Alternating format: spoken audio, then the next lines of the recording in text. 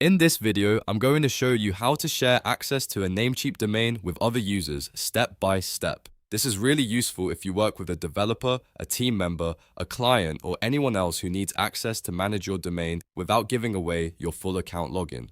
We'll go through the exact process inside Namecheap, choose the right permissions, and send the invitation so the other person can accept access securely. If this tutorial helps you out, please hit the like button and subscribe for more simple software and website tutorials just like this. Alright, let's jump in.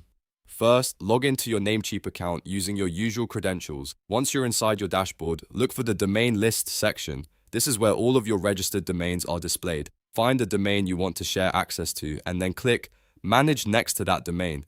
This opens the settings page for that specific domain where you can control several important options. Now look for the Sharing and Transfer tab. Click that tab to open the sharing settings. This is the area where you can add another user and grant them access to the domain.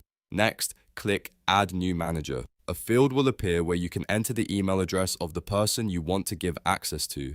Make sure you type the correct email address because this is where the invitation will be sent. After entering the email address, click Add. Once you do that, Namecheap will ask you to choose the permissions for this user. You can give full access if you want them to manage everything related to the domain, or you can choose specific permissions if you want to limit what they can do. This is an important step, so take a moment to decide what level of access is appropriate. If you're working with a trusted team member or web developer, full access may be convenient, but if you only want them to handle certain tasks, specific permissions may be the better choice. After selecting the permissions, Namecheap may prompt you to enter your domain password. This is a security step to confirm that you're authorized to make the change. Type in your domain password carefully, then click Confirm. Once confirmed, Namecheap will send an invitation email to the user you added. They'll need to open that email and accept the invitation before the access becomes active.